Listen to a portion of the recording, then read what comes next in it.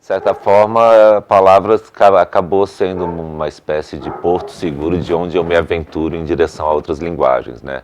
Fui para a música com o desejo de entoar e através da entonação e da exploração rítmica, né, das sílabas cantadas e tal, explorar outras significações, outras potencialidades da palavra, assim como fui para as artes visuais, para a produção gráfica. A minha poesia também é muito associada à sua materialidade gráfica.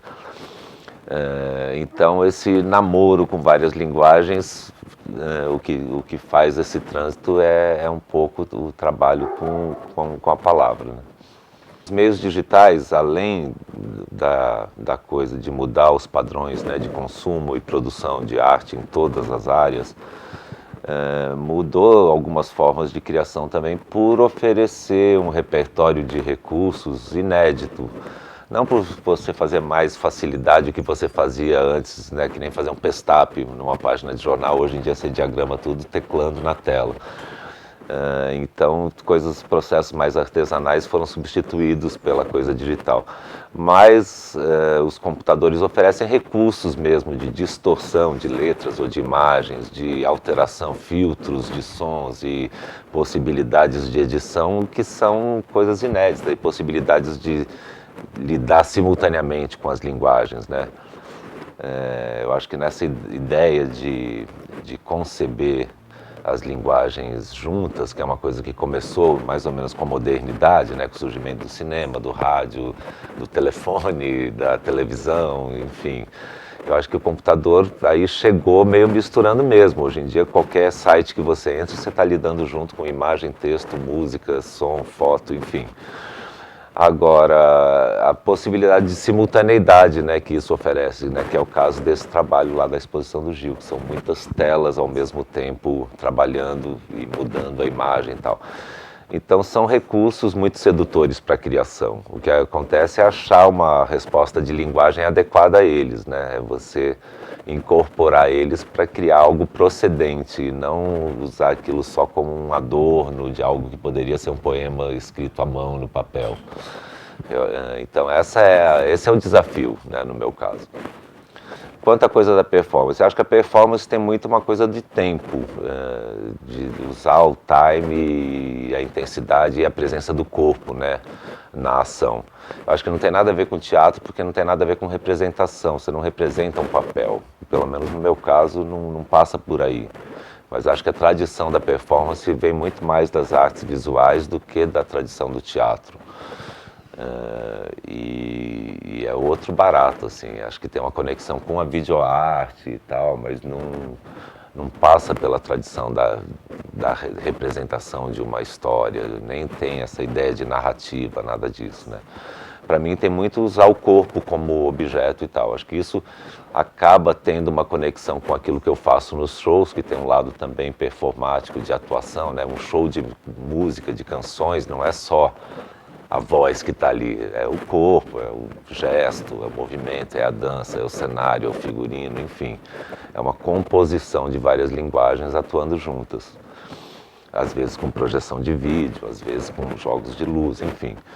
Tudo isso tem já um lado performático, mas claro que quando eu penso em performance é algo mais, no meu caso, ligado à poesia e à significação poética independente da coisa da canção. Claro que eu uso entonação de voz, ritmo, dados de musicalidade, mas não resulta necessariamente em canção. Isso é muito, a gente está filtrando tudo, né? Tanto os acontecimentos, os afetos, as notícias de jornal, as estrelas, o copo de água que você toma, todas as ocorrências da vida se misturam com as ocorrências de recepção cultural, a música que você ouve, o que você leu, o filme que você viu.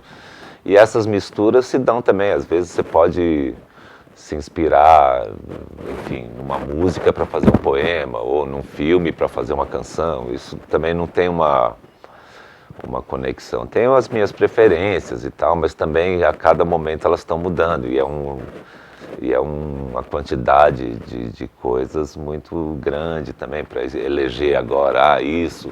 Não tem um elo direto que eu possa dizer assim, isso me inspirou a fazer isso. Diferente, por exemplo, dos os poemas do Augusto feitos com cor, né, que ele se inspirou na melodia de timbres do Webern e transpôs aquilo para uma linguagem visual de cores, né, em cima do poema. Então aqui ali é um caso claro, por exemplo, de uma inspiração numa linguagem transposta para outra. No meu caso, eu acho que é tudo mais misturado. Agora não lembraria de nada parecido. Claro que na arte contemporânea isso já é um a priori do qual você parte para criar, já não é uma conquista, já não é uma meta, ou já todo mundo já cria um pouco assim, misturando linguagens e se sentindo livre para usar qualquer suporte, né? É diferente do começo do século passado, em que os suportes eram a escultura, a pintura, e começaram a questionar isso, né? E mesmo o suporte da poesia era o livro, e o suporte da música eram os concertos ou os discos, enfim.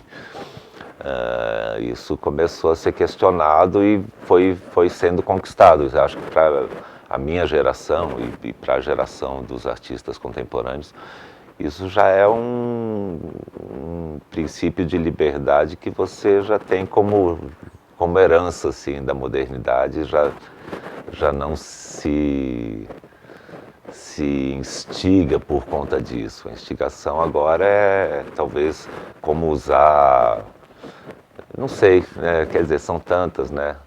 Acho que uma delas é isso, como usar procedentemente o repertório de meios que as linguagens digitais oferecem, né? Que o repertório de recursos que os meios digitais oferecem, que são muito vastos. Talvez a questão antigamente era assim, os artistas tinham instigações e tinham poucos meios de como realizá-las. E hoje em dia você tem muito mais recursos do que respostas de linguagem para usá-los. Então esse talvez seja o grande desafio.